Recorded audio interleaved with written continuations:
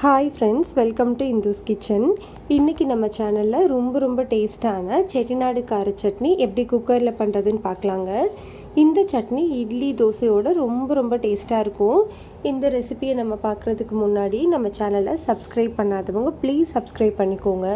கூடவே பெல் ஐக்கானையும் கிளிக் பண்ணிவிட்டு ஆளுங்கிற பட்டனையும் கிளிக் பண்ணிக்கோங்க. ஃபர்ஸ்ட் ஒரு குக்கரில் 2 ஸ்பூன் அளவு எண்ணெயை சூடுபடுத்திக்கலாம். எண்ணெய் நல்லா சூடானதுக்கப்புறமா இதில் 1 ஸ்பூன் அளவு உளுந்தம்பருப்பு சேர்த்து பொரிய விட்டுடலாம். உளுந்து நல்லா பொரியணும். பொரிஞ்சதுக்கப்புறமா உடனே ஸ்டவ்வை லோ ஹீட்டில் வச்சுக்கோங்க. லோ ஹீட்டில் வச்சதுக்கப்புறமா இதில் ஒரு 7 பல்லு பூண்டு சேர்த்துக்கலாம். ஒரு பெரிய வெங்காயமாக ரஃப்பாக கட் பண்ணிவிட்டு சேர்த்துக்கலாம்.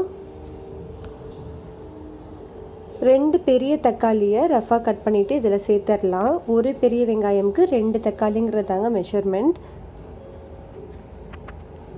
இதில் ஒரு 5 வரமிளகாய் சேர்த்துக்கலாம். உங்கள் காரத்துக்கு ஏற்ற மாதிரி நீங்கள் மிளகாய் அட்ஜஸ்ட் பண்ணிக்கோங்க. கொஞ்சமாக புளி சேர்த்துடலாம். இதுக்கு தேவையான அளவு உப்பையும் சேர்த்துடலாம். இதெல்லாமே சேர்த்ததுக்கப்புறமா நல்லா லோ ஹீட்லேயே வச்சு ஒரு தடவை நல்லா கிளறி விட்டுறலாம். இந்த சட்னிக்கு நம்ம எதையுமே வதக்கக்கூடாது. அதே மாதிரி இதில் தண்ணி எதுவுமே சேர்க்கக்கூடாது. அப்படியே ஒரு முறை கிளறிட்டு இதை அப்படியே மூடி போட்டுட்டு வெயிட் வச்சு மிதமான தீயில் ஒரே ஒரு விசில் வச்சுக்கலாம். ஒரு விசில் வந்ததுக்கப்புறமா ப்ரெஷர் தன்னால் இறங்கட்டும். அதுக்கப்புறமா நம்ம ஓப்பன் பண்ணி பார்க்கலாம். பாருங்கள், நம்மளுக்கு தக்காளி வெங்காயம் எல்லாமே நல்லா மசிஞ்சு வெந்திருக்கு பாருங்கள். அந்த தக்காளியில் இருக்கிற தண்ணியிலேயே எல்லாமே வெந்துருச்சு.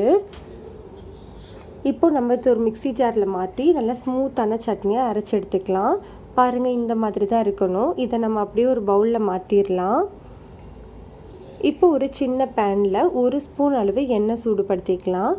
எண்ணெய் சூடானதுக்கப்புறமா இதில் ஒரு 1/2 ஸ்பூன் அளவு கடுகு, ஒரு பிஞ்ச் அளவு பெருங்காயத்தூள், கொஞ்சமாக கருவேப்பிலை சேர்த்து பொரிய விட்டுறலாம். இதெல்லாமே பொரிஞ்சதுக்கப்புறமா நம்ம சட்னியில் இதை சேர்த்துடலாம். அவ்வளோதாங்க, நம்மளுக்கு ரொம்ப டேஸ்ட்டான செட்டிநாடு கார சட்னி ரொம்ப குயிக்காக ரெடி ஆகிடுச்சு. கண்டிப்பாக இதை நீங்கள் ட்ரை பண்ணி பார்த்துட்டு எப்படி வந்ததுன்னு சொல்லுங்கள். பிடிச்சிருந்தால் லைக் பண்ணுங்கள், ஷேர் பண்ணுங்கள், கமெண்ட் பண்ணுங்கள், சப்ஸ்கிரைப்